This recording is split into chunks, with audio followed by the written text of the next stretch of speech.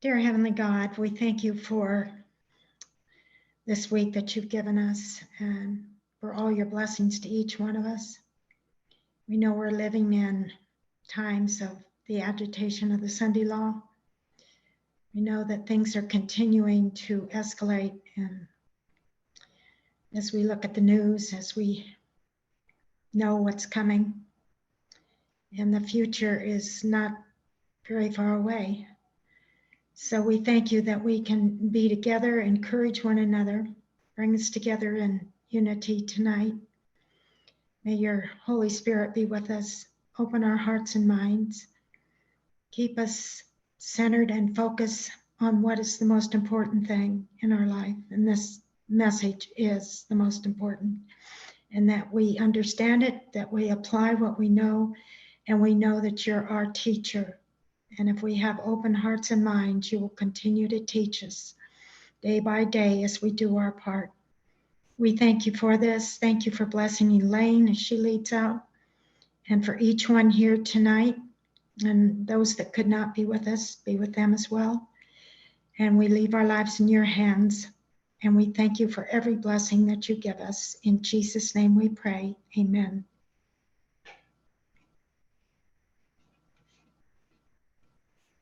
Amen. Okay, I did send out a couple of the articles that were from the media broadcast. I was forgetting when I asked Christine earlier, I had this one that I wanted to look at. I think I sent it to Christine and Susan maybe, but just quick history. I don't think it's a very long article. But let me find it real quick so I make sure I have it ready to pull up.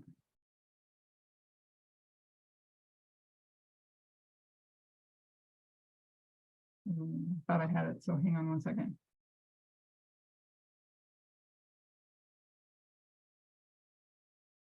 I must not have turned this one into a PDF. I thought I did. I did, because I think I sent it out. The gender affirming one. Did I send that one out in the email? The email for tonight has the gender affirming surgery. I did.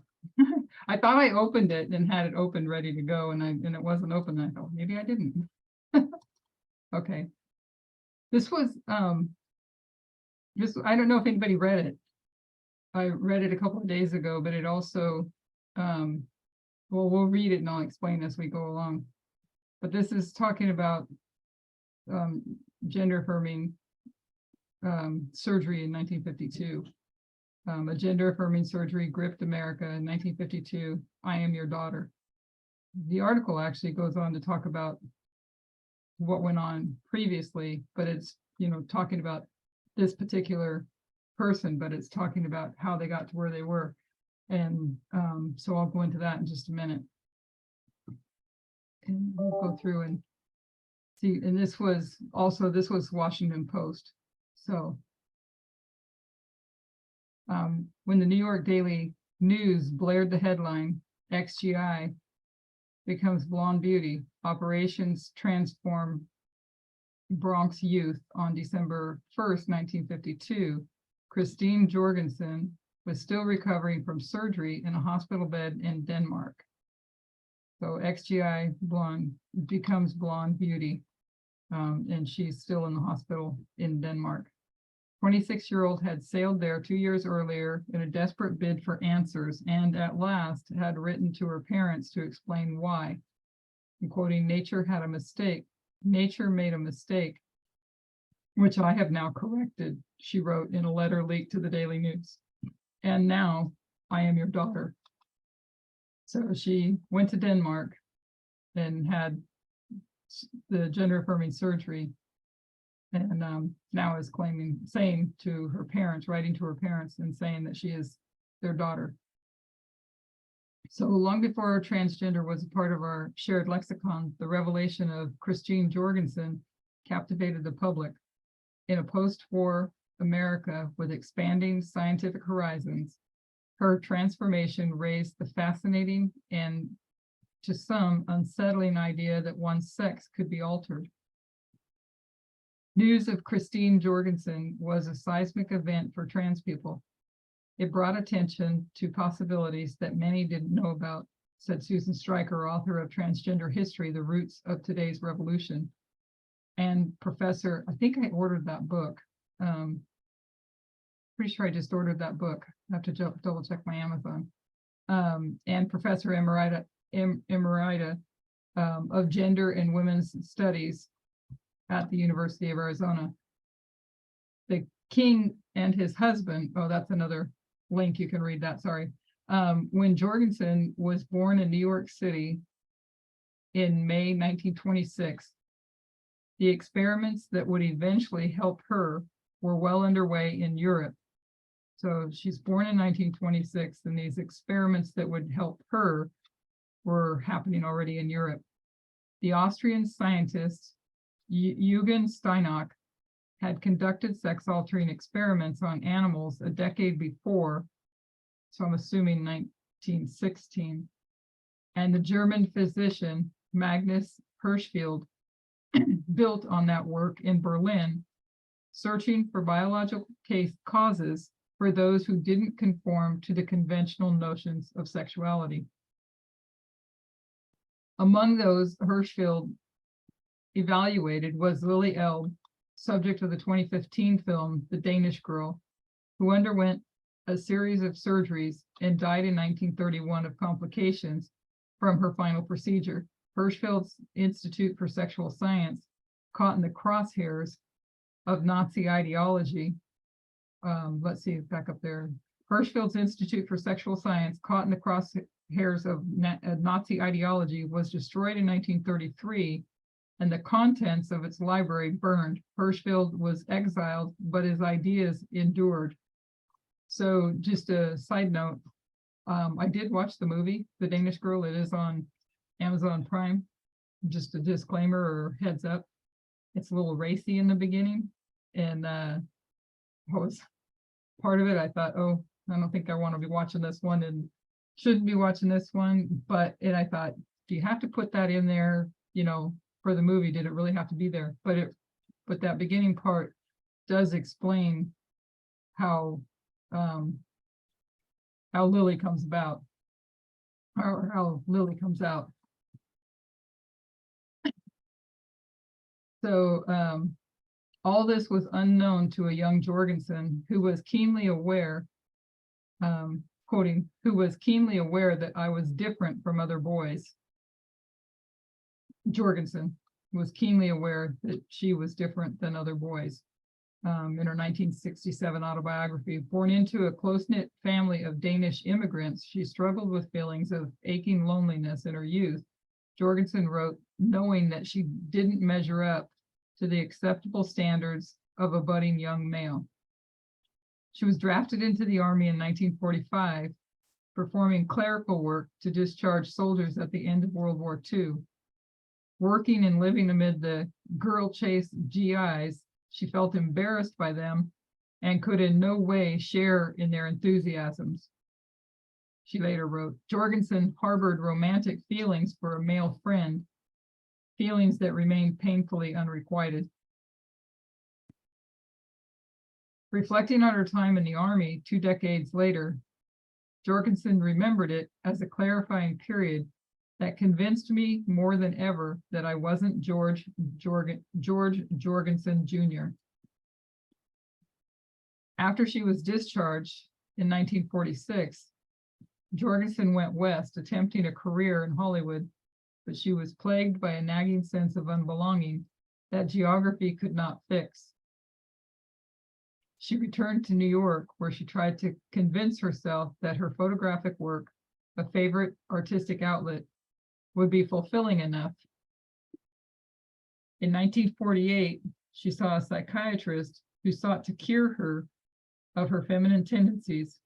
But when Jorgensen came across a book on male hormones in a library in late 1948, it opened a door on a new and shining vista.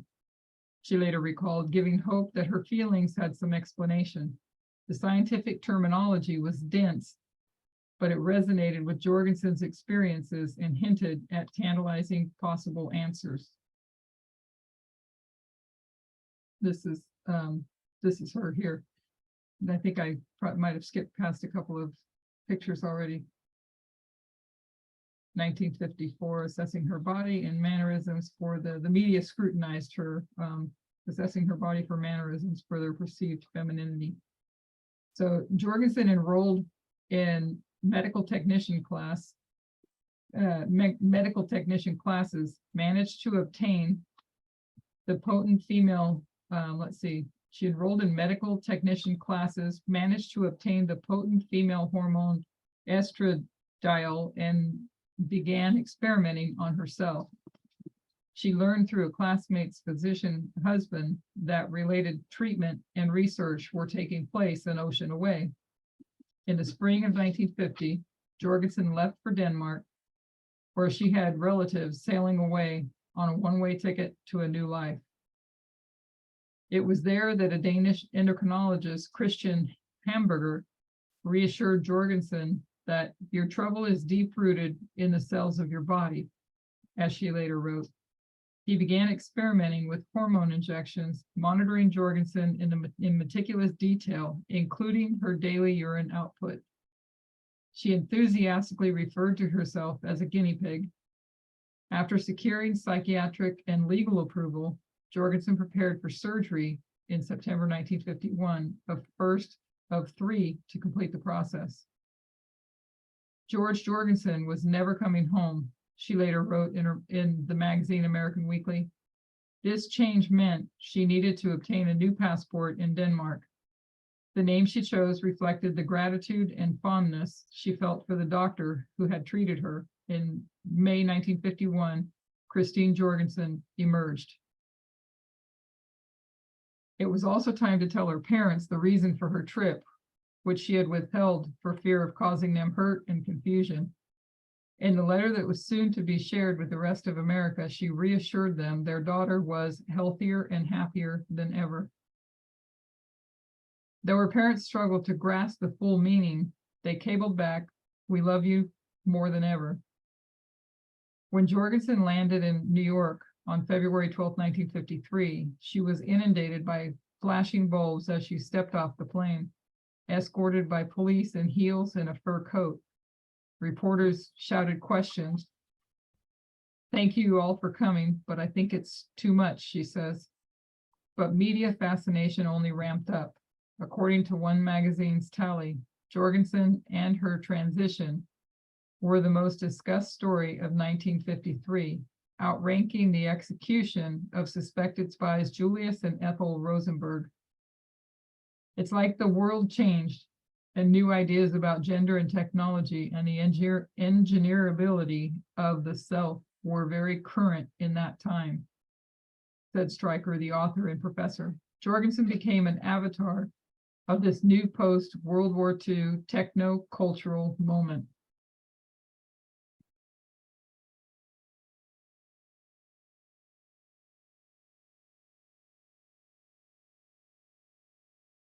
Every inch of Jorgensen was scrutinized. Her height and weight were considered public record.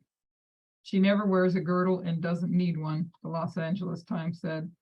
The shape of her legs or lack of facial hair written up in obsessive detail. Every mannerism was analyzed for its degree of perceived femininity. Speculation was rife, too, about the anatomical boundaries of her womanhood. One New York Post piece, "The Truth About Christine Jorgensen," claimed she was not really a woman because she had previously had male organs. Another euphemistically explained that someone like Jorgensen could be a wife, but not a mother. Jorgensen initially shied from sharing intimate details, but in later years, she grew more comfortable, publicly likening herself to a woman who had a hysterectomy.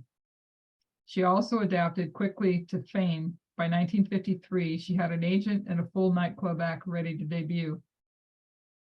She toured throughout the 1950s and 1960s, relying on show business for her livelihood. "I decided if they wanted to see me," she recalled, "they'd have to pay for it." Offstage, Jorgensen received thousands of letters from fans, many grateful they now had a public figure who embodied and had shared their struggles with gender identity. Tears came to my eyes as I realized how often the problems of my life had been repeated in others, Jorgensen wrote in American Weekly. She highlighted a letter thanking her for the hope you have brought to so many others with whom nature has played a rotten trick. Not all were as gracious. While touring in Washington, D.C. in 1953, she wrote in her autobiography, she was forbidden from using the women's restroom, foreshadowing the debate that endures to this day. In a 1957 interview, dismissed the question of whether women felt there was a man among them when she used public restrooms. In 1965, the Army refused to allow her to perform for troops in Germany. But the intense publicity, positive and negative alike, spotlighted the medical possibilities of gender-affirming care. In 1954, another American, Charlotte McLeod, made headlines by flying to Denmark for similar surgery. In 1966, the endocrinologist Harry Benjamin, who had studied under Hirschfeld in Germany, published The Transsexual Phenomenon, a medical textbook that introduced the term into public discourse. Without Jorgensen, Benjamin wrote, transgender care might still be considered to be something barely on the fringe of medical science. Legal clarity lagged further behind. When Jorgensen applied for a marriage license in 1959, she was denied on account of her birth certificate. In 1966, the New York court ruled against changes of sex on birth certificate in the case of Anonymous versus Weiner. Jorgensen said she didn't regret her radically unconventional life or her emergence as a cultural figure. Looking back, all of these wonderful things would not have happened to me if it had been kept a secret, she told the Los Angeles Times in 1988, months before her death from cancer at the age of 62. Her personal quest portended sweeping change, something she has sensed from all the way back in Denmark.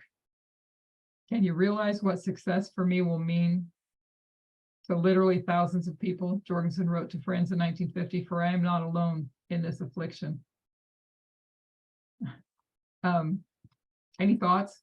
This is 1952. Any thoughts or comments? Just from me, I remember her name way back when. I mean, I was in high school in the 50s. And I remember that Christine Jorgensen. Yeah, and it was, what a time she was living in to have to experience this. It was all, that would have been absolutely, she'd have been an outcast here in the States. As far as, what she had to go through. She had so much courage. Yeah. And the experiments, I like I said, I watched the movie, the Danish Girl. After I got past the beginning part of it, I really enjoyed watching it. I did look up on Wikipedia a little more information to find that the Danish Girl was not as, it said there was, I don't know, mentioned fictionalized, so not all of it maybe was true, obviously, but to what extent it wasn't. But what I thought was really interesting was, and I don't know how much of this part is true. On Wikipedia, it seems like some of this is true, but the dynamics between Einor is who became Lily, and Einor was married to Gerda, and they were painters. And this is back, I don't remember what year it said they got married, in the very early 1900s. They were born in, like, they were a few years apart age-wise, and they were born in the very late 1800s. But Einor is the one that becomes Lily. But Einor and Gerda are married, and you'd have to watch the movie to see how it comes about to where Einor starts to I don't know how to describe it. It's like Einor knew very early on something was different about him, but he's married happily, and they seem, according to the movie anyways, have a good relationship and all that. But the movie just depicted how they had such an unconditional love, but yet they both had to go through what this transition meant for both of them personally, because it's affecting both of them personally. They're married, and he's becoming Lily, and Gerda is losing her husband.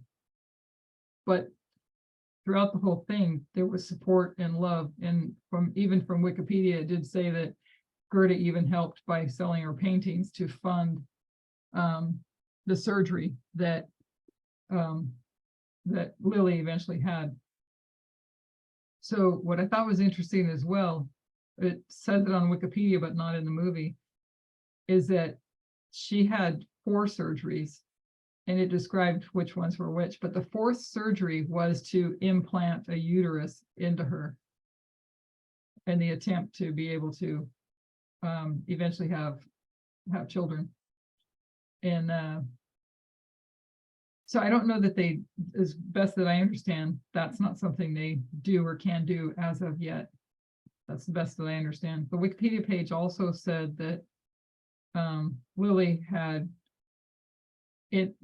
all the records were lost. What went on with Einor to Lily, all the records were lost during the war and bombings when the place burned down.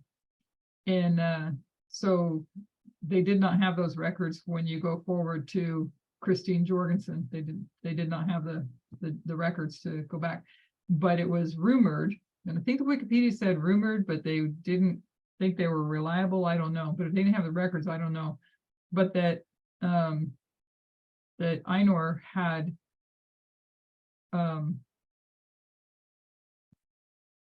both female and male reproductive parts. And then I think it also said that Einor had, where for a female, you've got the 2 X chromosomes, and for a male, you have an XY chromosome. And that Einor was said to have had 2 X chromosomes and a Y. So I thought that was interesting, that and that's what we're, looking at and learning as well, is the different chromosome makeups that we've been stuck in this binary world where it's either going to be XX or XY, and that's not the case. It seems to me there's a lot being understood and a lot to be understood when it comes to gender. So any thoughts in additions to that? Yeah, I have a lot, but I'm not sure I can put them all into if I can thread them all together. But you hit one thing that I was thinking about when you were reading Christine Jorgensen and you were talking about the Danish girl, the money. You brought up that money piece, right? That they had to sell their paintings to afford the surgery. And I was thinking either Christine Jorgensen came from an affluent background, or possibly because it was a surgery that was still in such experimental stages, maybe the doctor was performing it free of charge, so to speak. So you know what I mean, since Yeah. she even admitted she was like a guinea pig, and then the doctor would document everything for medical science. But then also too, when you were reading about it, for her to find work, it reminded me of like Barnum and Bailey's freak circuses. Remember, we've all seen like where they have the hairy woman, or the ape woman, or whatever. You know what I'm saying? They would use dwarves and exploit people that were born with deformities or whatever, right? But somehow it brought them income to be made circus freaks. And it's very sad. Isn't that sad? And then the other, because that's how she made her money, by allowing the media to exploit her. But what else was she to do? when you think of it, you know what I mean? And then the other thing that I just keep kind of battling with in my mind is, when you were showing the feminine parts, where the media was like scrutinizing her for her femininity.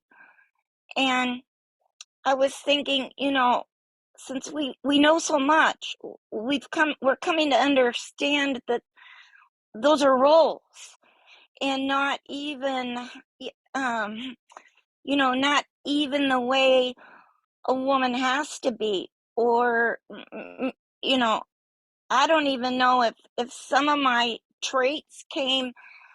Sometimes I think about that.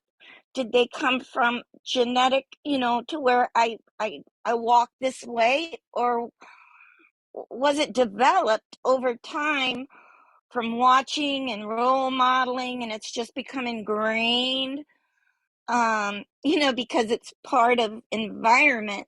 So there's so much there that I always think about, if I'm making sense to you, between what is in our environment that produces ways we are, and what is in our genetics that produces ways we are. And then it crosses me to thinking about, like, drag shows, which I think it was one of Curtis's. I don't know his last name. I can't think of his last name. On Time Is Now, Emma Bryant will be in that group. And they were discussing drag shows. And Curtis he brought up the thought that drag is actually like and he's right, it's a caricature. I've said that before, where they're caricaturizing, and it's usually always female, right? Drag, you don't usually see men. When I think of Finocchio's, the famous club in San Francisco, where all the men dressed up like women, and it was a big place that you would go to on North Beach, where they had the topless dancers, but they would do like cabaret kind of shows. It was called Finocchio's, and it was always men dressed up as women. I don't know if they were gay men, or if it was just for entertainment, because it's an art form to learn how to do your makeup and transform yourself into a character and mimic a character. But what Curtis was saying is it reminded him of black uh blackface. Yeah. Well, like Mhm. Al Jolson, Yeah, when Al Jolson would do Mammy, right? How I love you, how I love you, yeah, right? And they are mocking. They are actually, it's making fun of. So that kind of, I deliberate with that somewhat, with the drag, and with and of course, like I said, it's usually always female that they're doing. And anyhow, so I was thinking about all those kinds of things, and then, like I shared with you, when you shared this article, I was probably 13, maybe 14, but I don't think 14. I think like 13. And I begged my mom, because they made a big deal on, like, I think it was Dick Cavett talk show, about this movie coming out that was a groundbreaking movie called Myra Breckenridge. And it was the story of Christine Jorgensen's life. It was supposed to be done on her, on her autobiographical story. And it was going to have like Mae West in it, one of her last Hollywood roles, right? And it was going to have Raquel Welch in it. And at the time, Raquel Welch was trying to break free of her sex pot persona from, excuse me, being that poster girl that they would show her from that Million Year BC movie or whatever, where she was in, like, that bikini-ish, like, cave lady outfit. And she was trying to break free, and it had some other big people. I can't remember. I think John Huston was going to be the director. I begged my mom. I didn't even know what the movie was really about. I didn't understand all that, but my mom caved to me, and we did go to the drive-in and see it. It was an awful movie. I have to say what I could follow, very hard to follow. And like I told you, I shared with you, I ate a drive-in hot dog and got so sick. I'll never forget that. But just the fact that, I think you can't help but think of where we are in the message, and how God's brought us along, and my curiosity even way back then about, all this. But what's a shame is Hollywood misrepresents it. It Yeah. sort of makes it look distasteful. And, I started to watch The Danish Girl.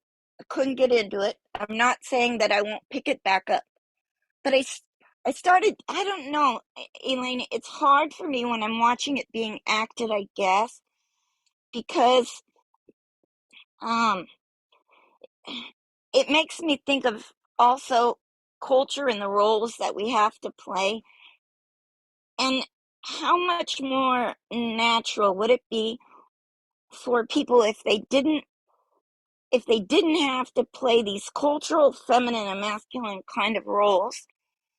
How much different would these gender problems be, if you're following what I'm trying to say, where you wouldn't have to be an over the top female to be, if you wanted to be female, and vice versa. You wouldn't have to be an over the top exaggerated masculine man, you know, if you felt you were born to be a man. And it's just too bad because mostly Hollywood doesn't do it justice for the people that are really suffering through this. They sort of, they want, it's their job to entertain, of course, and they like to push the extremes, but what you told me, what you shared with us on from what you read on Wikipedia, and the love story, that is the most beautiful part of that story.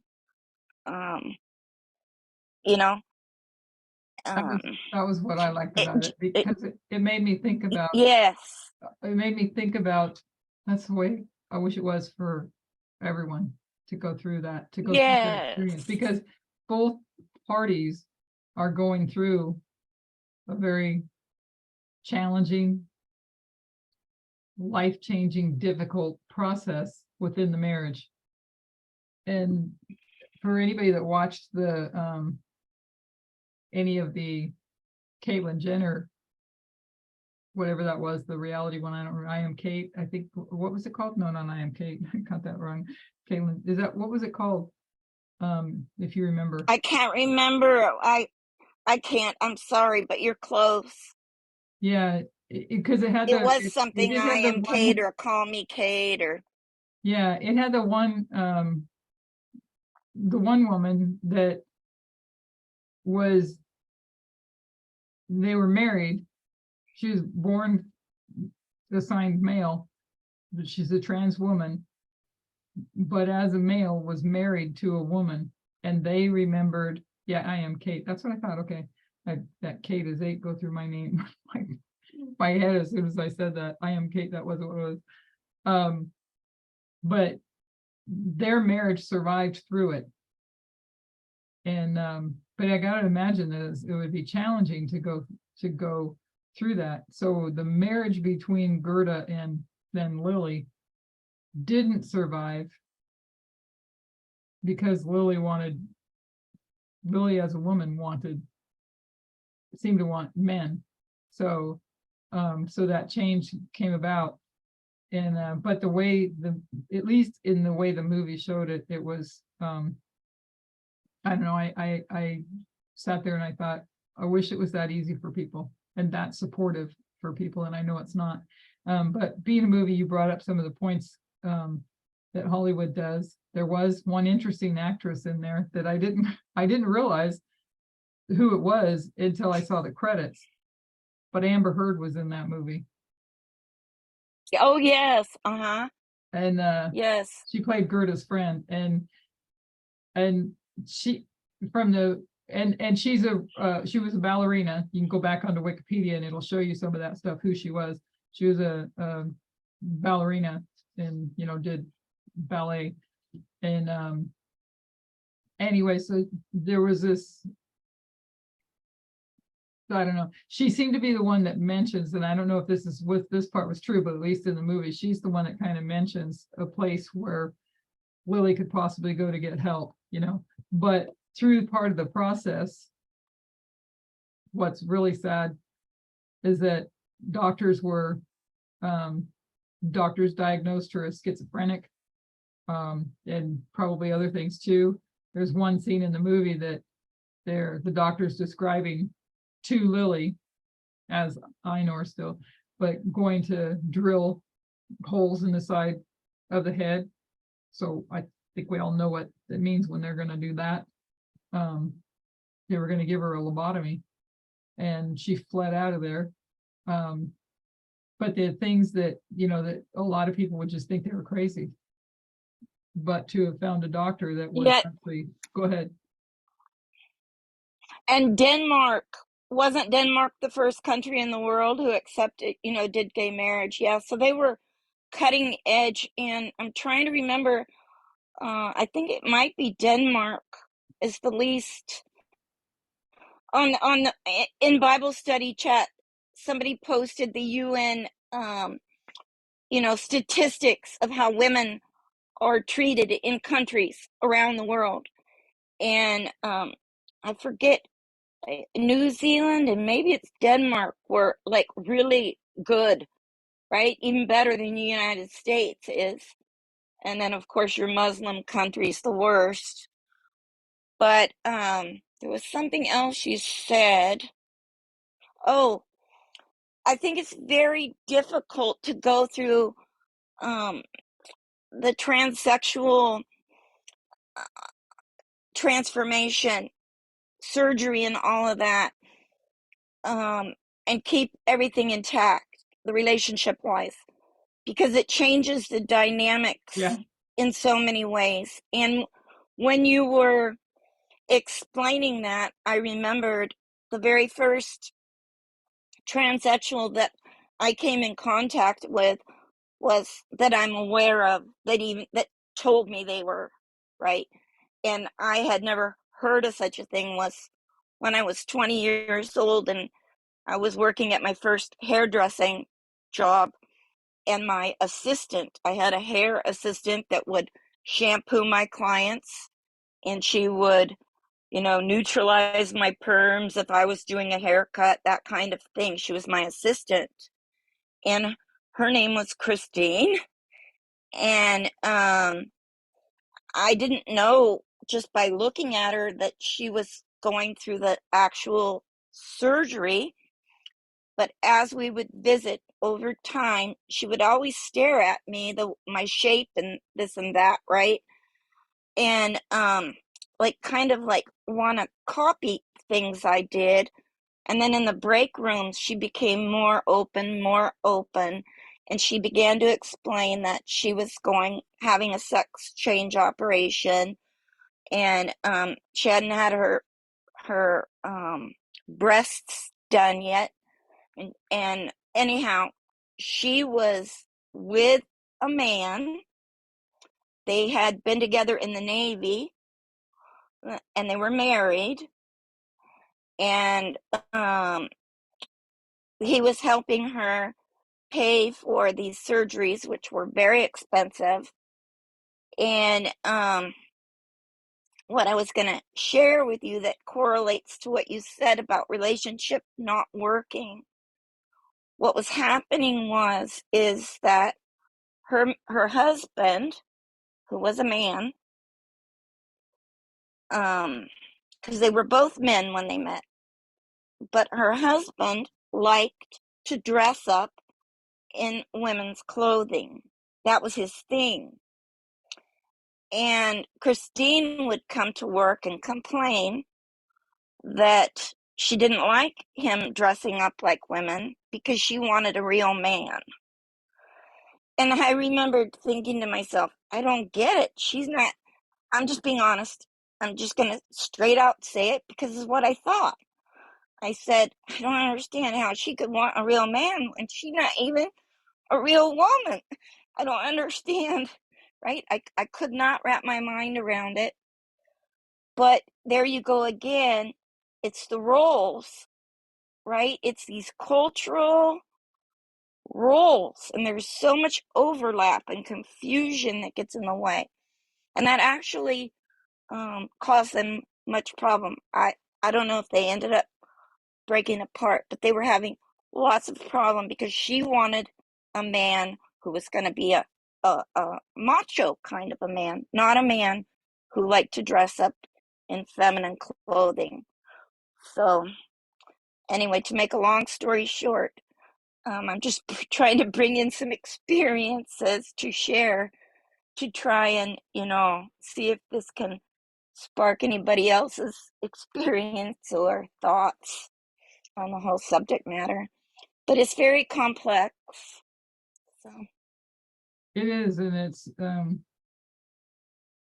it seems to me that eventually where society needs to get to, or this battle is going to be bad, but where society needs to get to is that you no longer have the male female box. That you're not, you just see the world as non-binary. You may, like, I know I'm cisgender woman, and that's how I am, but to just see people as human beings regardless, and different people are attracted to different things, and you know what I mean. It's all whatever their attraction is too. yes, Because if you think it about it would this way, sure make things easier, I think, for and all of us. yeah, and think about it with your assistant, your friend Christine, because in her mind, she's female. As a Yes, cisgender female, as a I cisgender get that woman, now. who were you attracted? What were you attracted to? Right. But I didn't get that then. We Yeah, didn't have these pieces of understanding, right? This was yeah, all new, and to be with someone who was sharing that, we're talking that was 1976. long time ago, yeah. So we're talking a long time ago. And the other thing I was going to say, when you were saying they were both artists, because you will find that a lot, and I'm not trying to generalize, but that's been my life experience. And maybe because the creative avenues are the only maybe job prospects for people who are LGBTQ. But I find that you will find more people more open to LGBTQ in your creative fields, like artists, writers, poets, hairdressers, entertainers. You will just find those people more usually open-minded. It kind of reminds me of, like if you read about Hemingway or any of those great novelists of their time, they like hung out in Greenwich Village or whatever, right? And they were always cutting edge in the arts and in thought. When you think of like Voltaire or during the French Revolution, these people were very open-minded and very willing to explore new ideas, and pave new ground. So Yeah, I did enjoy just watching the dynamics of how how they worked through it with the relationship, because people go through that experience and they don't come out of it. It can be a very difficult process, and people never speak to each other again. you know, and so I really enjoyed how the support that was there during, you know, through all that. It was, I thought it was a good movie. Getting past the first part. I was going to say something when you were talking and I can't remember what it was, but does anybody else have any thoughts or comments on it?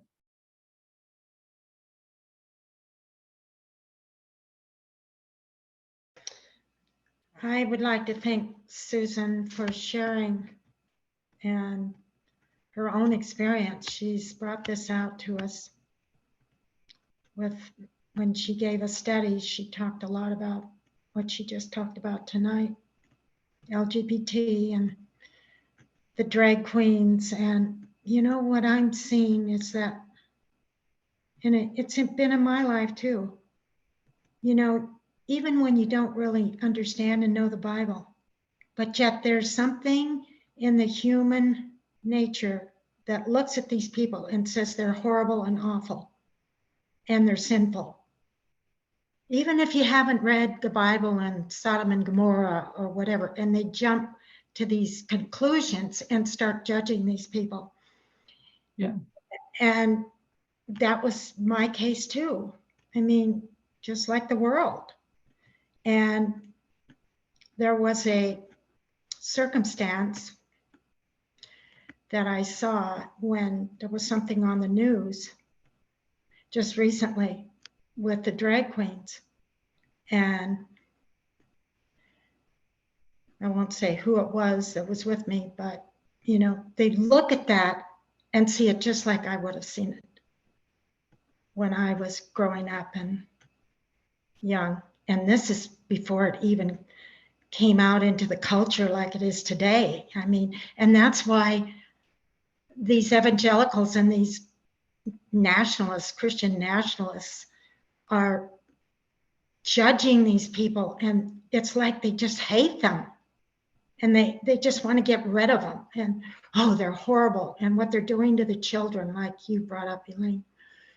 You know, they always say it's terrible, it's a terrible influence for the children to see that. And I look at it so differently. God is just taking my thoughts and my mind, the mindset I had in that direction, and changing them more and more. And, you know, to have to live the way they have to live with all this condemnation. And I just, yeah, I see myself in the way I was thinking, how horrible my thoughts were about, you know, how could I, as I see this now as God's character, how he thinks about these people. I mean, all people, he loves everyone. But why are they're hated so much? And it really shows me where I was. Me too. And, yeah, that really You makes me know, sad about Jackie, my own thinking. sorry. Oh, sorry, Jackie. No, go ahead. What you were saying made me think about the hatred, what you were saying. And I was thinking of Simon and Mary Magdalene when you were talking, because he had such contempt for her. Yes. And he stirred the hatred in the others for her because of his contempt. But his contempt was because of his own guilt inside of himself of what he did. He actually was the one who got her in that life, right? He That's steered right. her to that life. So by having to see her, he had it was producing a mirror effect of his character back to him that he didn't want to face. And I think about that. Maybe some of these people that have such extreme hatred are actually struggling within themselves with something that's actually within themselves, and they're trying to suppress it. And they think if they can get rid of these people that they won't have to face it, because you hit that piece that we all have. I kind of tend to think that we're all sort of on a spectrum to some degree. And even says, because it's proven that even if sexually we're attracted to the opposite of who we are, doesn't mean that we won't have characteristics, of the X and the Y in us, right? And so it's, I just wonder if a lot of this hatred isn't because people are actually trying to stifle their own, what is actually God given in themselves that they don't understand. And, anyhow, that's just a thought. Yeah, very true, Susan. I can relate to that as far as what you're saying. Yeah. And using, that example of, with two people in the Bible and how much was suppressed there, and Yes. why is it suppressed? Why is it taken out on other people?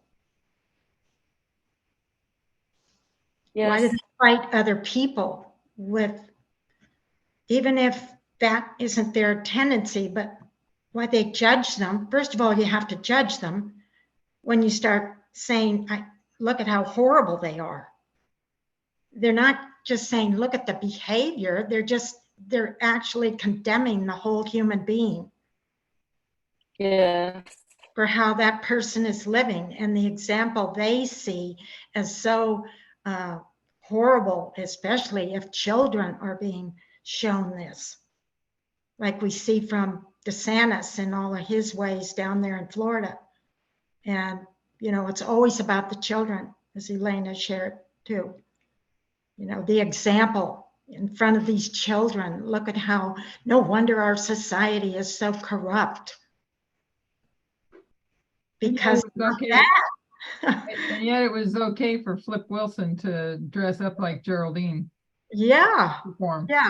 How about that? That program that went on for quite a few years. Many of them did.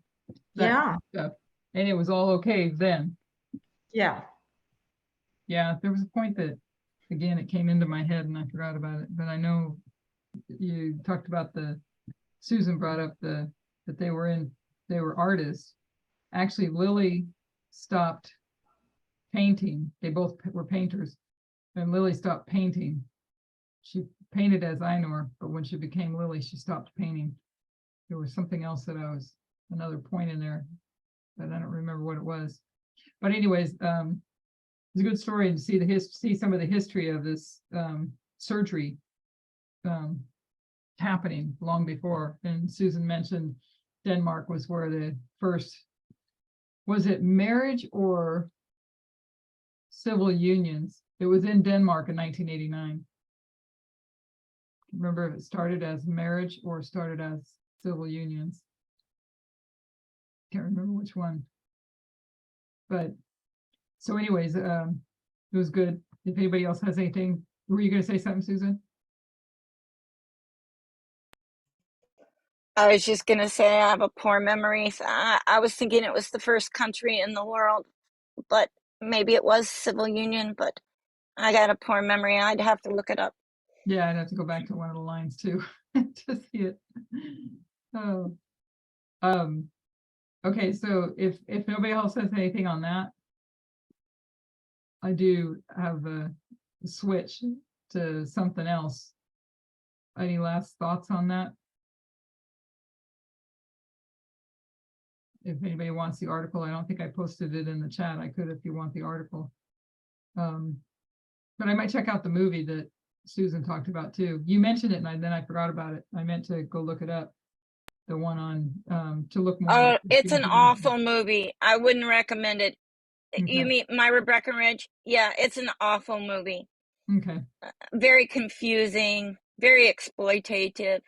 Oh, that helps me remember what you were, because that's what the point you were making that helps me remember this, that what Hollywood does.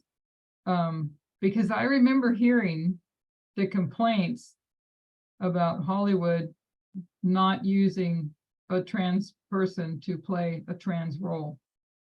And the actor that played Lily, yes. Yeah, the actor Wasn't that played that Willie was, also the TED Talk? yeah, I think so. Remember that TED Talk? Yeah. And I can't think of the person's name, but they Oh, dress yes, in yes, yes. masculine clothing. Yes, I remember. Yes, and they make you watch for the first 7 seconds. They don't say a word. And then when she speaks, you don't expect that voice to come out of what you're looking at, because she presents, even her jawline and everything is quite, what we would consider more of a masculine jawline. But I found, yeah, I think it was that one, that TED Talk, where she's saying, how come they're not, using people from the LGBTQ community to play these roles? Why are they giving these roles to straight people? Yeah. So it was a straight male that played the role. But in the TED Talk you're talking about, I'm pretty sure, and I don't remember the person's name, but weren't they, them? Denmark, 1989, first country in the world to registered partnerships. Yeah, that's what I thought.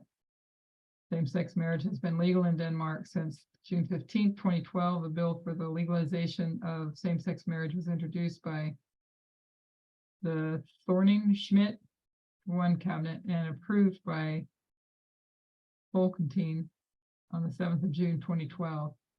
Received royal assent by Queen Margaret II.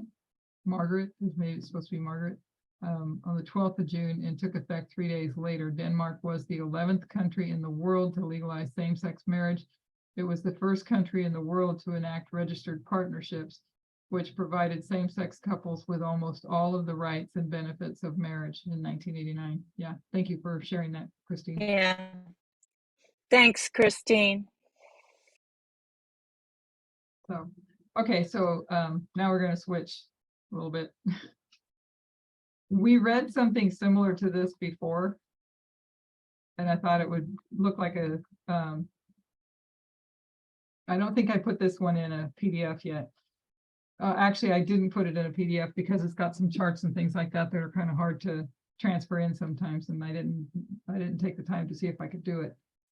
Because we were talking about this. Before, Yeah, go ahead. sorry, it's quick.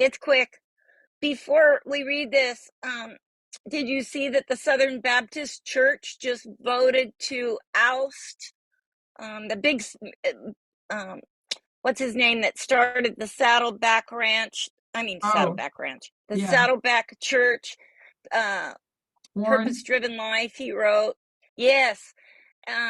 He began that church, and they voted to oust the churches within that conference, I guess you could say, that had female pastors. So they're purging the Christian. The purge is beginning, let's say, within the Christian church of even female pastors now. Yeah, And I he didn't see was that. trying to argue to keep it. And even though he was the founder of that church, they would not listen to him. So, wow. Thank you for sharing that. We read an article a few weeks ago that showed that the Christian right, far right, had funneled like over $1 billion into different countries to promote these hate laws. So this was kind of right along the same lines as that. So saying exclusive US Christian right pours more than 50 million into Africa. Conservative groups increase their spending and activity in what critics call an opportunistic use of Africans for US-style culture wars. So maybe let me enlarge it if somebody would like to read some. Is that good? Is that big enough?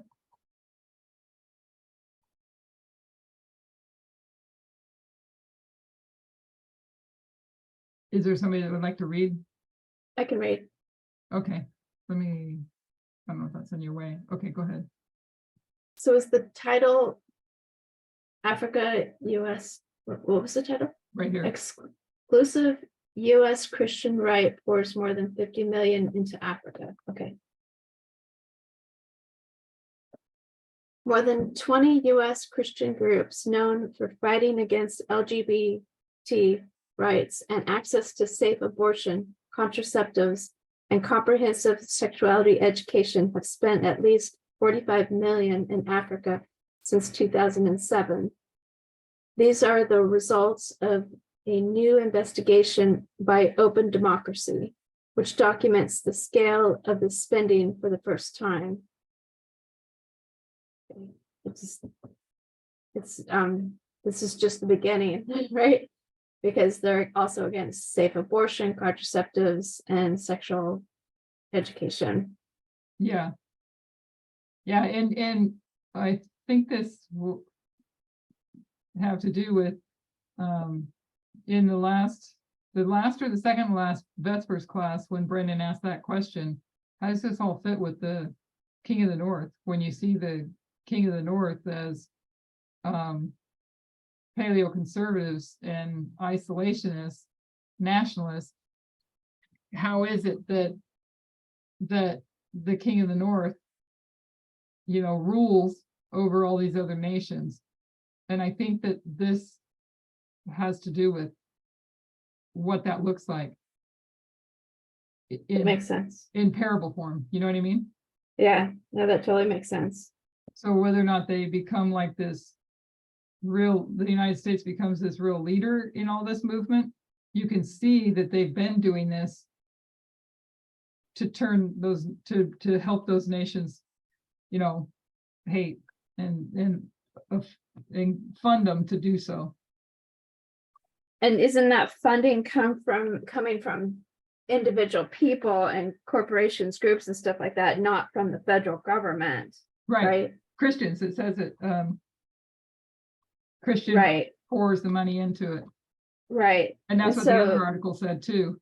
The government itself, the US government itself, is staying out of it, you know, like on paper, you know, but the representatives, you know, are pushing, right? Yeah. Did everybody see the articles on Pat? Didn't we talk about the articles on Pat Buchanan? Did we mention those on Sabbath? Remember, but Pat Buchanan is, I had no idea as bad as how bad he was. Before I forget this as well, on Netflix, there's a documentary called 9 to 5. I did not know this about the movie 9 to 5. I did see the movie 9 to 5, but I didn't know that it was a movement. I just watched it for way back a long time ago when it came out as entertainment. I had no idea that it was a movement called 9 to 5 that Jane Fonda and Dolly Parton and Lily Tomlin played the roles in. So it's on Netflix if anybody wants. I did check that one out too. Documentary on the movement. Thank you for that recommendation.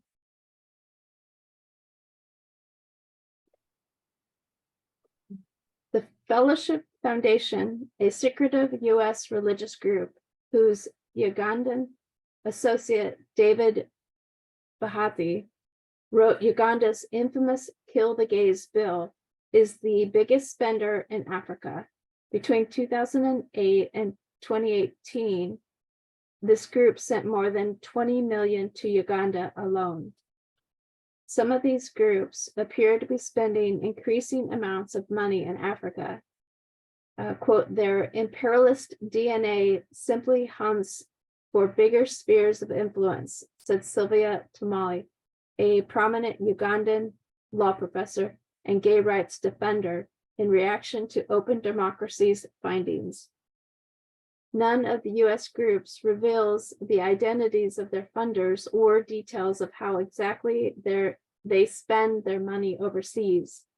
Globally, Open Democracy found that a larger group of 28 US organizations had spent at least 280 million around the world to influence laws, policies, and public opinion against sexual and reproductive rights.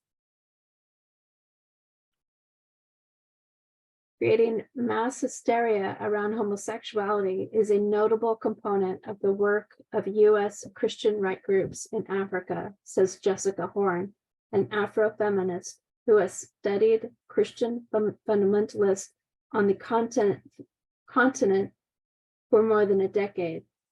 Their agenda, she says, includes opposing reproductive rights and controlling women's bodies. Wow. Okay. The 280 million dark money global empire of the US Christian right. Since 2008, US Christian rights groups, many of them linked to the Trump administration and notorious for fighting LGBT and women's reproductive rights, have spent more than 280 million of dark money outside of the US explore their empires of influence. And so there's more to it.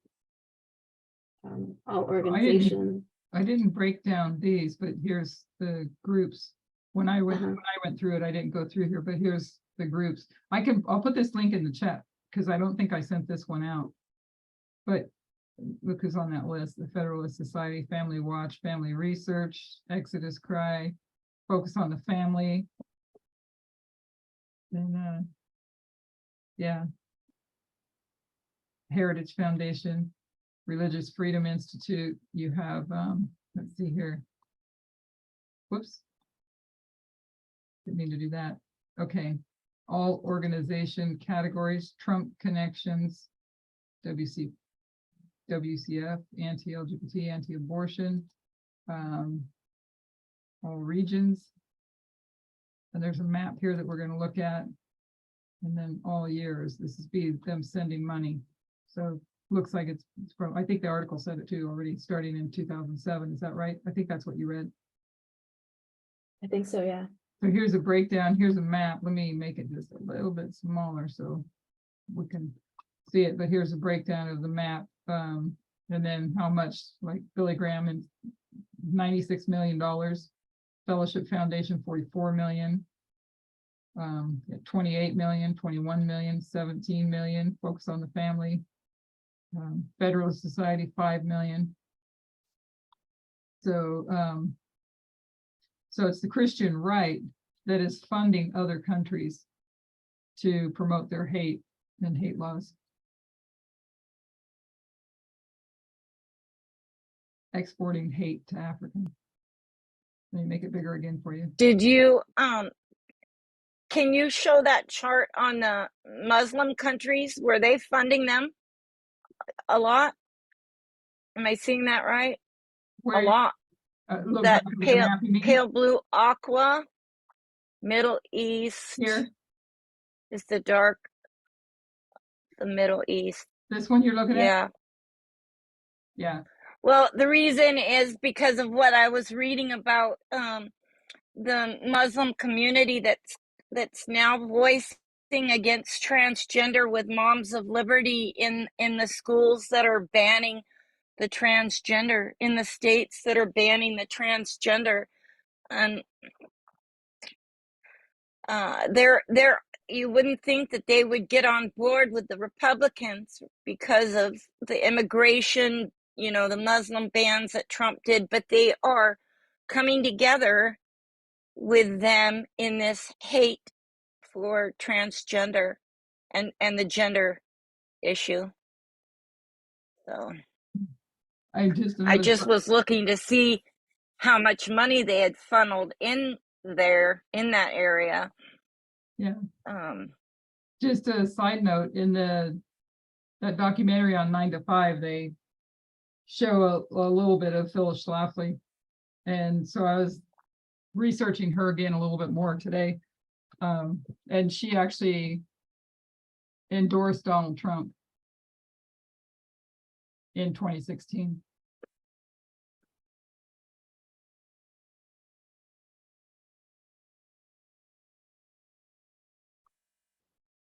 So exploring hate in Africa.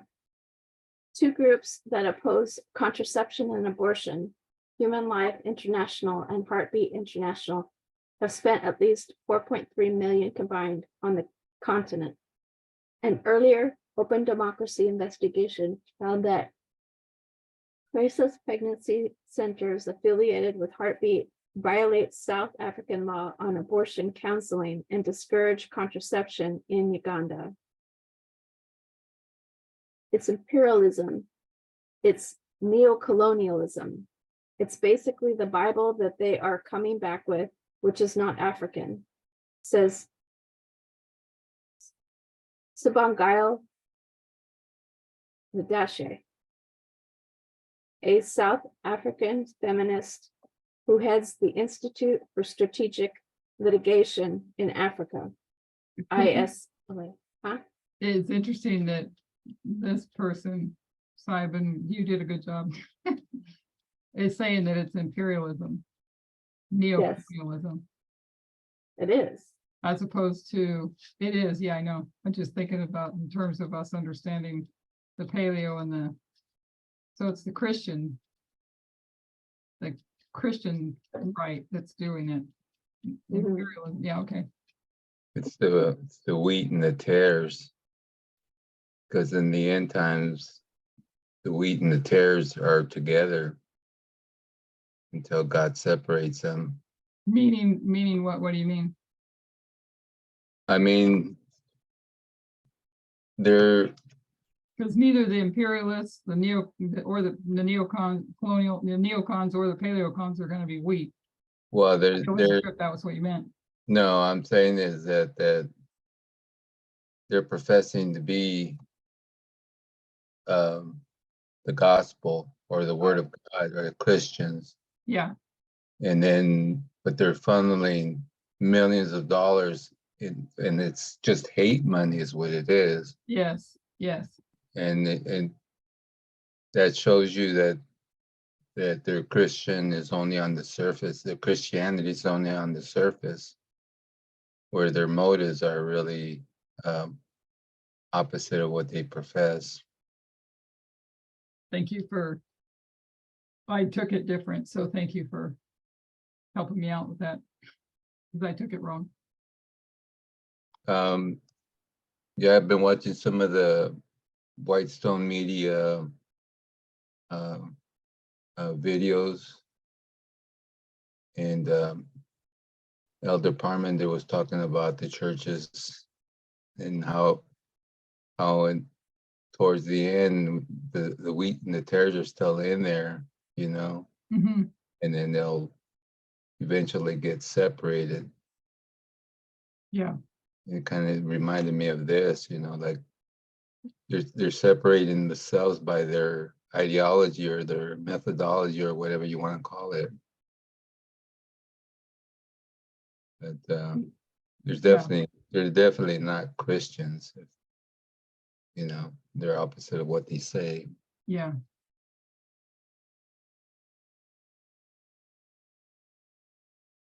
Haley McEwen, a researcher at the Wits Center for Diversity Studies at the University of the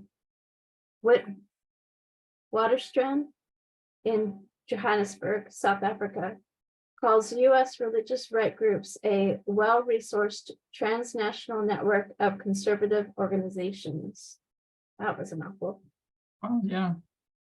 McEwen says they are exporting hate to Africa and other parts of the world, along with US-style culture wars and polarization over issues relating to gender and sexuality. While same-sex marriage was legalized in the US in 2015, same-sex relationships of any kind remain criminalized in many African countries. Some African activists suspect this is what has drawn US conservatives to the continent. They have not lost support in their home country. They have lost. Wait, they have. I was like, that doesn't make sense. They have lost support in their home country. Now they are looking for countries where they can dump their ideologies, says Frank Mugishi, a Ugandan LGBT rights activists. Quote, they do it somewhere else where they can feel they have more power.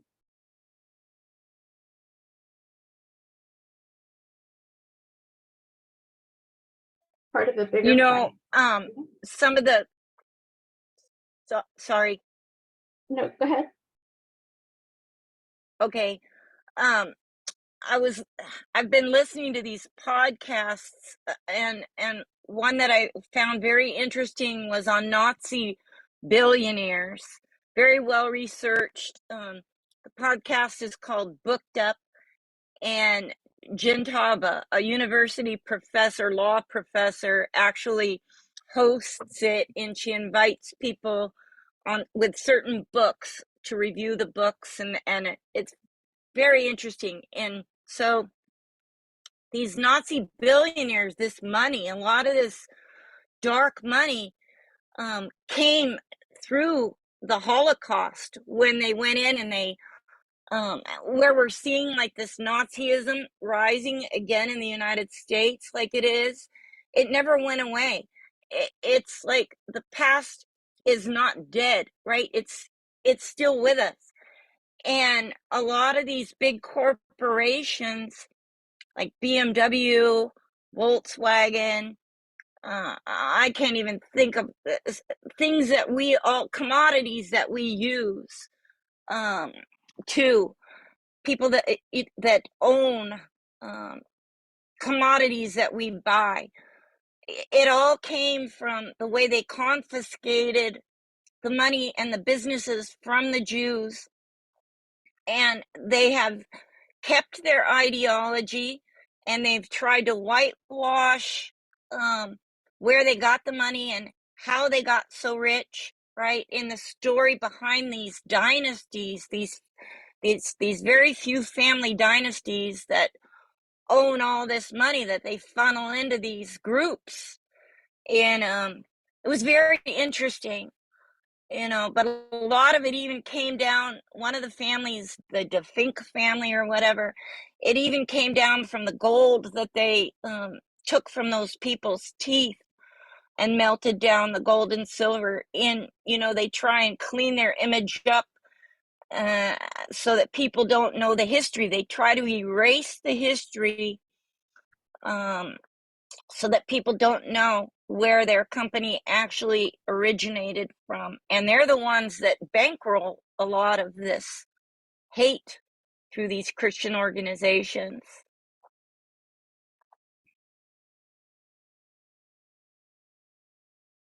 Thank you for That's a good- sharing that. Yeah, that's a good point. Thank you.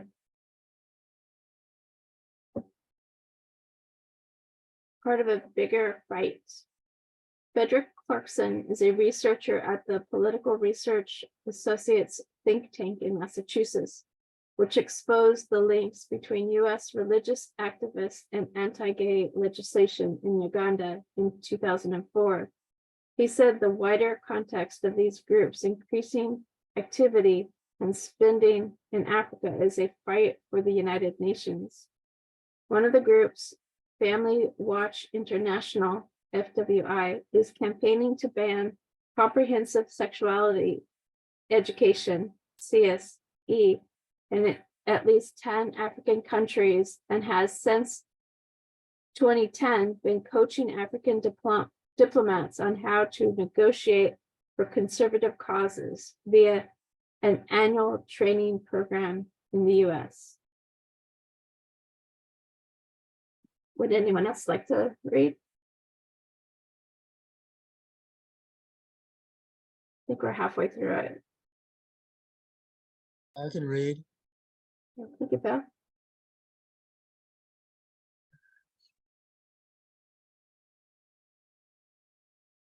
In recent decades, Clarkson says the UN has become an increasingly progressive institution and subject to an organized backlash from those who oppose women's and LGBT rights. Take the power of individual nations, even poor nations, and align it with conservative American and European interests. That changes the balance of power and moves it in a conservative direction. Clarkson also notes the history of Christianity in Africa as a big part of the European colonial project. Mugisha, the Ugandan activist, draws similar parallels. It feels like the beginning, those dark days when Africa was looked at, like this dark continent, and there was a scramble for it. Let's go and scramble for Africa and take territories. They're like, let's go into Africa and take our ideas. They'll buy into them.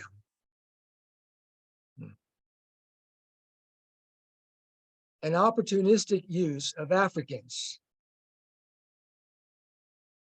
Of the groups that are active in Africa, 10 are members of the World Congress of Families, WCF, which has been linked to white supremacists in the US and Europe. Nonetheless, lots of clergy in Africa are willing to partner with them, partly because they share conservative views, but also because they're being opportunistic about the money, says Jessica Horn. WCF President Brian Brown denied the network had links to white supremacists and said, "We condemn racism." It's an opportunistic use of Africans, Horn argues. She laments that we're not always keyed into why it's problematic to align ourselves with white supremacist power, even though we've been colonized and should know better. US money and religious conservative agendas have a track record of intersecting with health policy in Africa to tragic effect. In 2005, George W. Bush's president's emergency plan for AIDS relief, REPFAR, reserved 2/3 of its HIV prevention funds for the abstinence and fidelity campaigns strongly supported by religious conservatives. PEPFAR spent about $1.4 billion on such programs. So 2/3 of the AIDS. Wow. For abstinence and fidelity campaigns. So much of that money didn't. Go ahead, sorry. So much of that money didn't even go to AIDS. How sad and sick.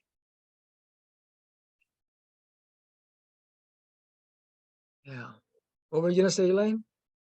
Basically what you just pointed out, that it didn't even go to AIDS. Yeah. It went to, let's see, of its prevention funds to prevent AIDS for abstinence and fidelity. Yeah.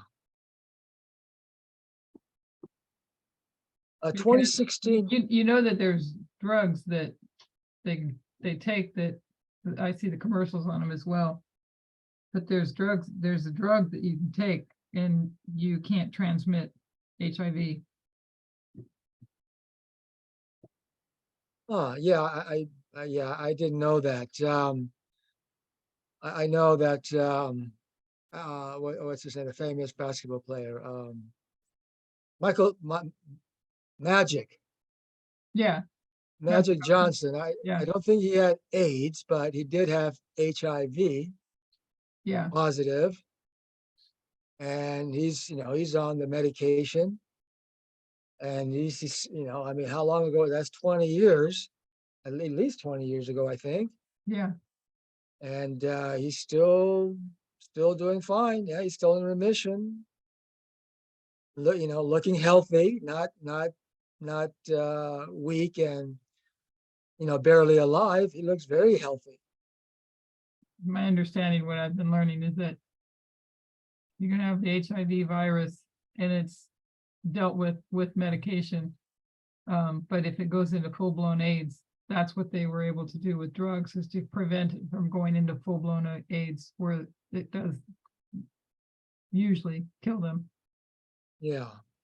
But the money that they were sending wasn't for HIV prevention, which they could do that with stopping the spread with the drugs that prevent it from spreading, but instead they inflict their family values, their religious family values.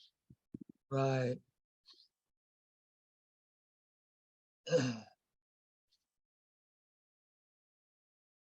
A 2016 study of about 500,000 people in 22 countries found no evidence that these abstinence programs were effective. Imagine that. Hmm.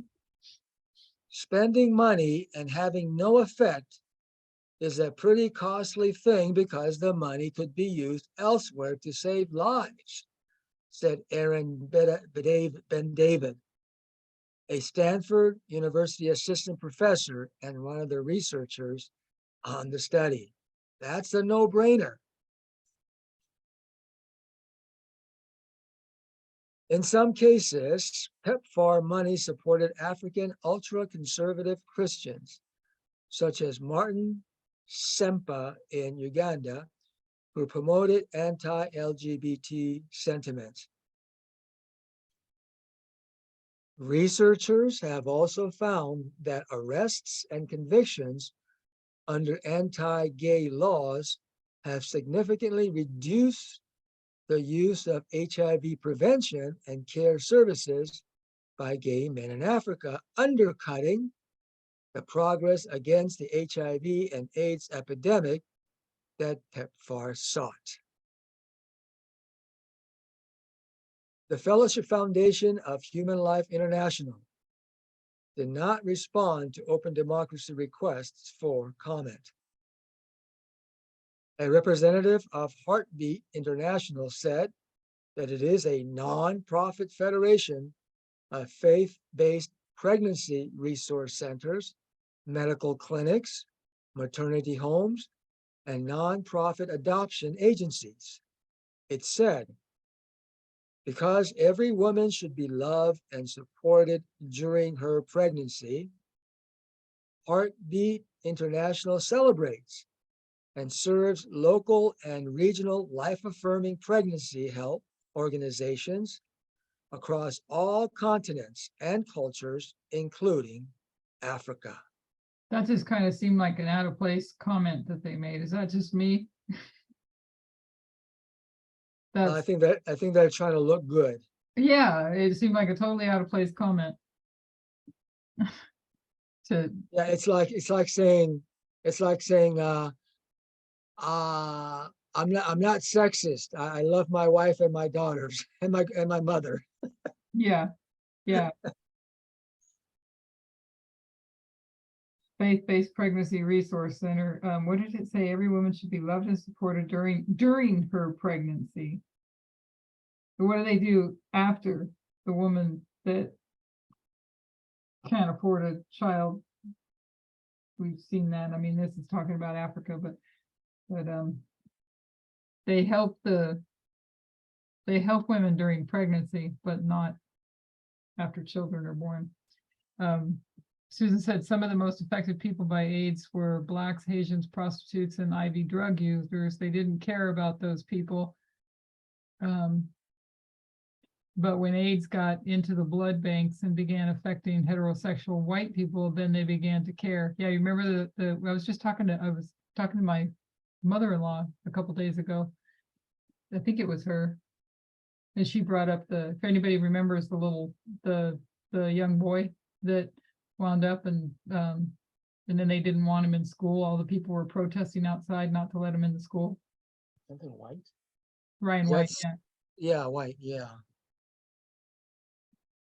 Yeah. So we can see, or it seems anyways, what we see is how the Christian right is funneling money to or exporting hate into other countries in the name of Christianity. This made me think of the other article that we read and, when thinking about with the 10 Kings.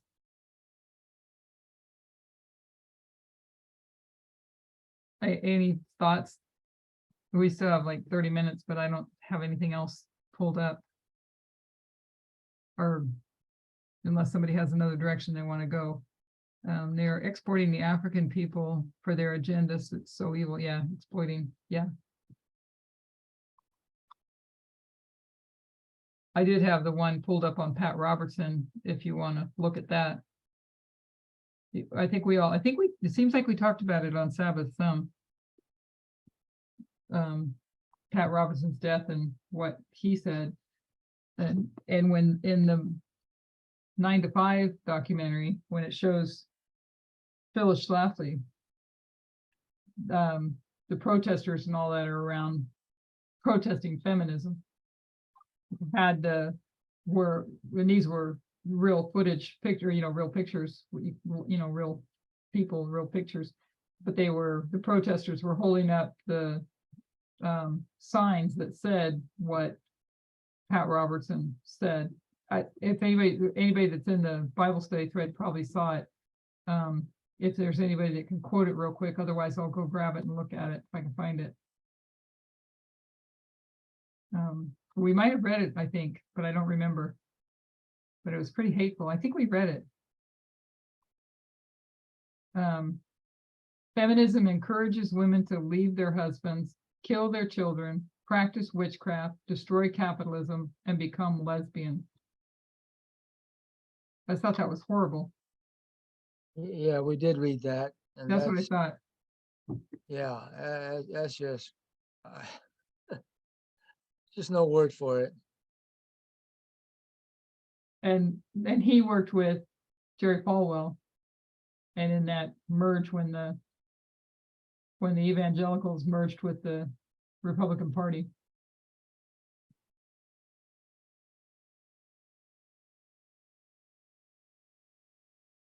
So anybody have any thoughts to add? Yeah, it is horrible. Yeah. And the thing that's worse than people actually saying it is how many people believe it, bought onto this and believe it and carried it through to where you're at today.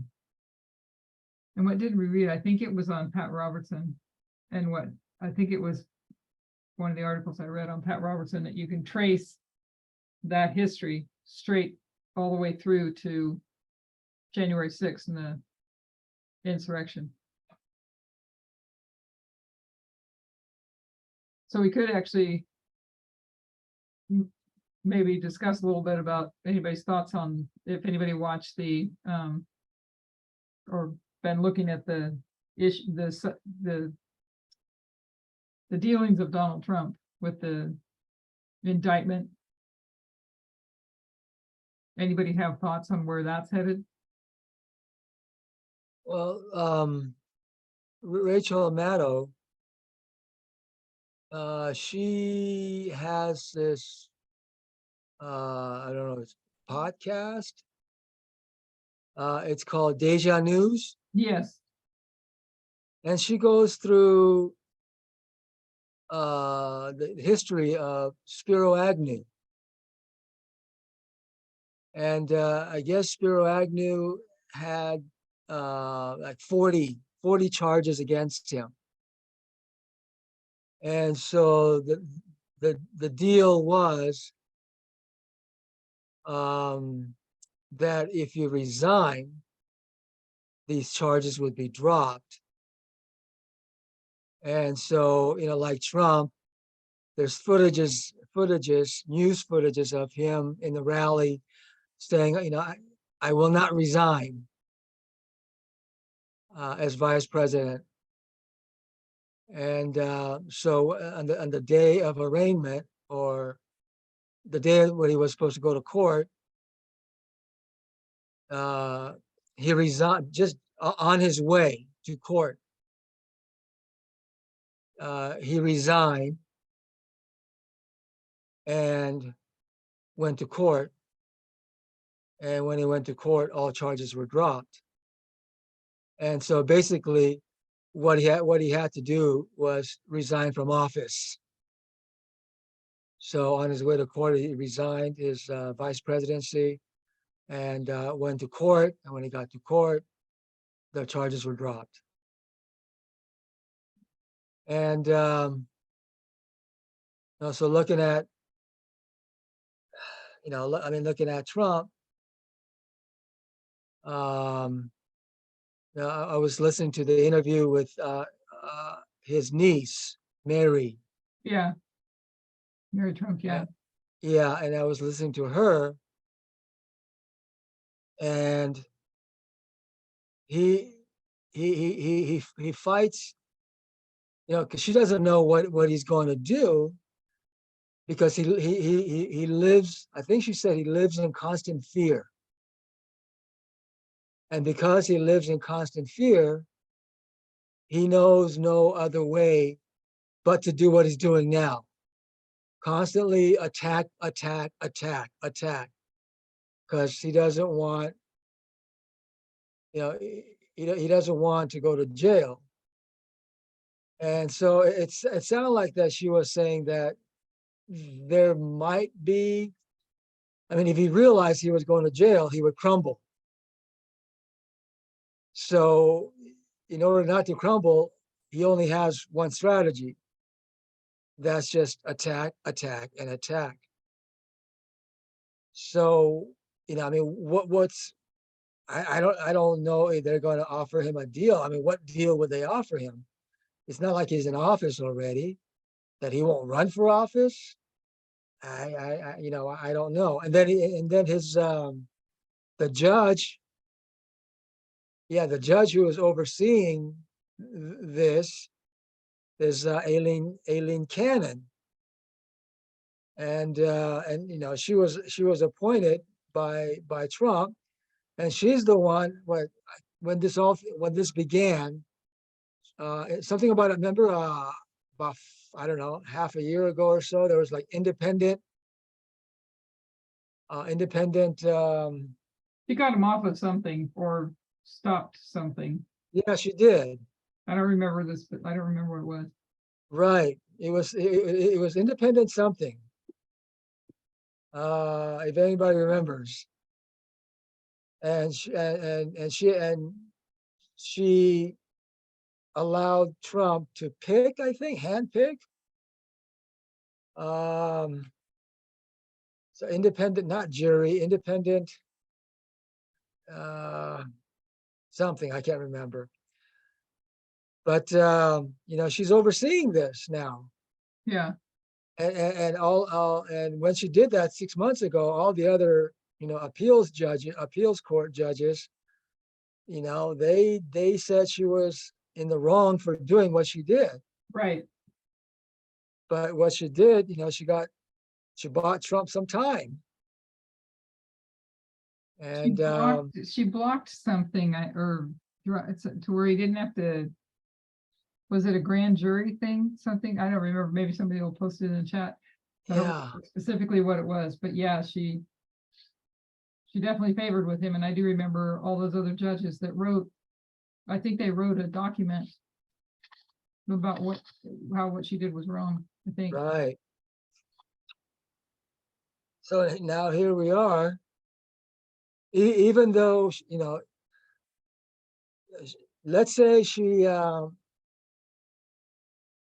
it would be too obvious. I would think it would be too obvious for her to dismiss the case. For her to dismiss when there's all this evidence and all the hard work that everybody has done to bring these charges against him, all the facts, all these documented facts. It would be foolish for her to dismiss the case, which she could do. But I don't think she's going to go that route. My thought is she's just going to allow Trump to delay until he comes into office. That's just my thought, that she's going to allow him to delay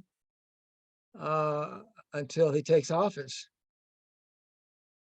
In which case, then you can't touch him. Yeah. Have you, I think I know we've talked about it before. I don't know if everybody's been around and talk about Roy Cohen. Does everybody remember who Roy Cohen is? Yes, he's the lawyer, right? He was that advised Trump on attack, deny, deny, deny. Yes. Yes, I was thinking that the other day when this was going on, and they're discussing the fact that he's lost a couple of his lawyers, a few of his lawyers, and he's trying to find lawyers that will defend him. That apparently there's I was listening to seeing it on CNN, so I don't know these days because CNN is really switching out too, but that he's having trouble getting attorneys to defend him because they don't want his name attached to their firm. And I was thinking that he's probably wanting to know where his Roy Cohen is. His defense is indefensible, but it makes sense that it would be indefensible to at the times that we're living in, because you go back to, I don't remember, I think it was in 2016 when he actually said it before the election. I always couldn't remember when he said it, but when he made that statement that he could stand on Fifth Avenue and shoot somebody and he wouldn't lose a single supporter, or however he phrased that. But we're getting, the people get to continue to see how bad he is, how far he'll go, and still choose to support and vote for him. Did anybody see the little short Carrie Lake snippet? Did somebody put that in the Bible? I think it was put in the Bible study thread. I can't remember. But Carrie Lake saying that talking about Tuesday when he would go and turn himself in and go be arraigned, that she commented, I think it was Sunday or Monday, she commented in a public, wherever she was speaking, and the crowd's cheering, that people would have to go through her to get to Trump. They'd have to go through her, and they'd have to go through 75 million Americans, and that those 75 million Americans are, I don't remember how she worded it, but they are gun carrying, packing weapons, NRA. Yeah, yes. would you say? Yes, card carrying NRA members. Yeah, card carrying, and that this isn't a threat. This is a public service announcement. Yes. It's crazy. Yeah, it is crazy. I mean, they don't know right from wrong. They don't have a conscience. They're definitely what is it? Antichrist, branded by Antichrist. Yeah. Talk about taking the mark of the beast, huh? Yeah, it's very obvious. Yeah. No questions there.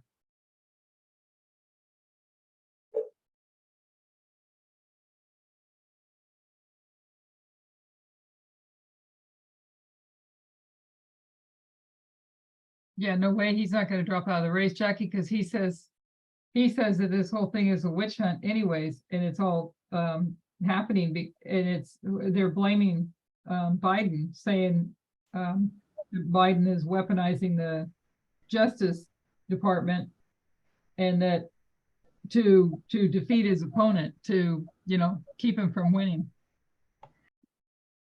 Yeah, we know he won't drop out, but it's like he's pushing this to the very end. He's going to hang in there unless some of his base drops away from him.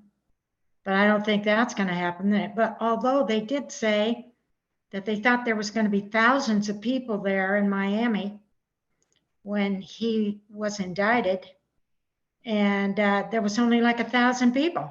And they said maybe some of these people are deciding, I don't know if I want to vote for this guy with his record. So who knows? I mean, then who are we looking at? DeSantis probably, if that were to happen. Yeah, And this is all moving along to the point of, as Phil said, you drag your feet.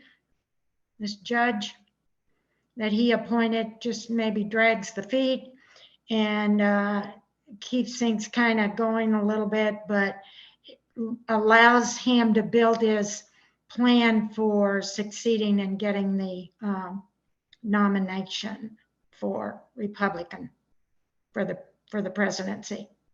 yeah. Madison put in here what it was. Trump appointed Cannon to the bench in 2020, and she is the same judge who ruled in favor of Trump's request to appoint a special master to review documents seized by the FBI from Mar-a-Lago last summer, a move that temporarily stopped federal prosecutors from continuing their investigation into the documents. So that was what it was that she did. So I was having trouble myself. Thank you for posting that. Yeah. And it's crazy to see that how, if I understood it correctly, his aide shifted the boxes. That's why all those images, all those pictures are shown, isn't it? That the boxes were being shifted as they would come in and search. They'd move the boxes someplace else. Isn't that what that was going on? Yeah, I mean, he could be indicted too, because he's a co-conspirator in this thing. He's Trump's right-hand guy who was moving all the documents around. Yeah. Ended up in a bathroom and boxes open, stuff spread out on the floor. You know, we've seen that all over the TV or the internet. Yeah. So he's not looking very good, but he's clinging to Trump with all his might. I don't know. What happened with the flooded pool, but the flooded pool seemed to, or the room that got flooded when they drained the pool, that seemed to be suspicious too. But I don't know where that went to. Yeah, I haven't heard anything about that. Oh, was he the same one? I wonder, I thought Susan, is it the same person, the aide that drained the pool? Why would he be draining the pool? Is that what Susan said? Second She's saying paragraph. she thinks so, and for some reason or other, I thought I remembered that too. But why would that aide have anything to do with? That would be like a maintenance thing. I don't know. But his people are still gonna vote for him. But if you don't have enough evidence shown to you, you know, they failed their test. The plain and simple. There are many people that have already failed their test. Yeah, exactly.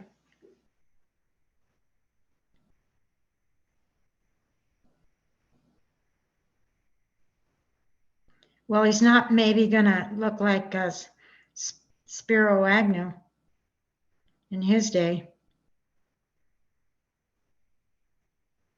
Yeah, I'm gonna have to go back and find that, because what I found for what you're talking about, deja vu, that's what it was called, right?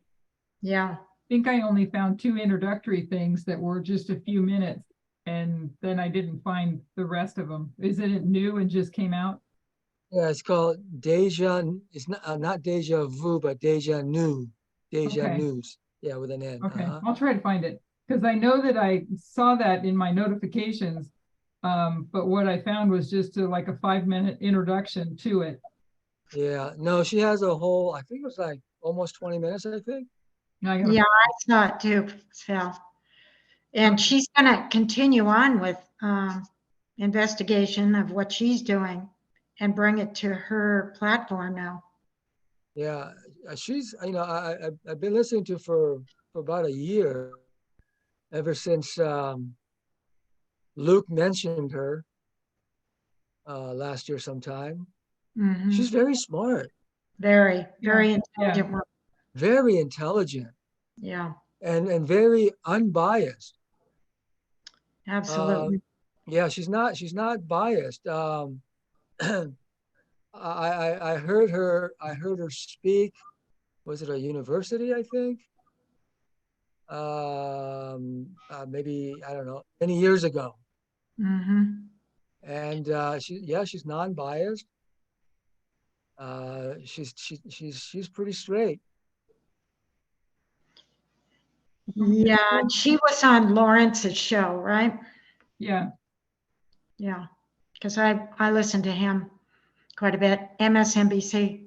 this is June 5th. It says June 5th, 2023. Rachel Maddow announces new podcast series. Rachel Maddow presents Deja News. So this part is new. She's had a podcast, but this part is new because that's what I was trying to find the other day. Yeah, And she had about three podcasts. One's called Bagman, I think. That was a little older, called Bagman. okay, And then I think last year or 2 years ago, she had Ultra. Mhm. right. I Well, I think listened to that. Ultra. I think she won some kind of journalistic award for Ultra, and then now she has Deja News. Yeah, so I'll be listening to her as we go along here. She has with a this good whole thing. understanding of what's happening. Yeah. Yeah. Well, lots to keep our eyes on, that's for sure. Oh my, Um, what? and then Phil, you're this weekend, right? Friday. Yeah, starting Friday evening. Yes. Okay. Okay. So we're all covered for Friday. Okay, for all Sabbath. Okay. Well, we'll go back to some of this then next Wednesday, and watch the media broadcast, what's coming in, because I know there's a few things in there that we could still go through. I wanted to share that one on leading into the one on Christine Jorgensen, and the Danish girl. And then mentioned also 9 to 5 documentary on Netflix, that if anybody wants to watch that, it was pretty helpful. That how they fought when it came to stand up against sexism in the work, and sexism and all that, the underpayment and all of that. So, well, anyways, who would like to close in prayer? Susan, would you like to close in prayer?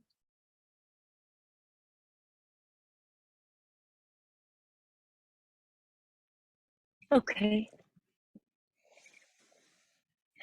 Dear Lord, we just thank you so much, Lord, for the light that you've given us and are continuing to give us to show us how true these messages are, Lord, how deep they go, and how they are coming to fruition before our very eyes, Lord. You prayed for your disciples that their faith would remain strong.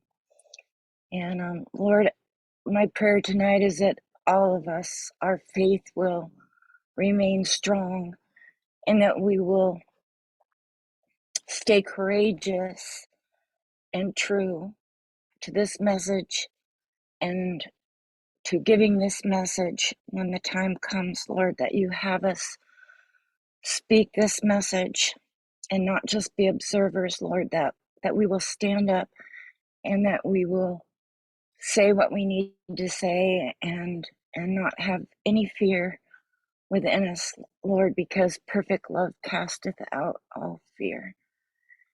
And so, Lord, I ask that you continue to nurture each one of us in our growth process, and give us a good night's rest tonight, Lord. And thank you for our leaders and for our elders, Lord. Such wise and divine guidance you've given us, Lord. And thank you for our group, our special group, Lord, that you've knit together and are continuing to knit together. May we continue to grow closer to one another and be able to be fully bonded and trusting of one another, that we can share and be open with one another, so that we can grow more together and sharpen each other, with each other. We just thank you so much, Lord. And with that, a blessing to all. And we pray all this in Jesus' name. Amen.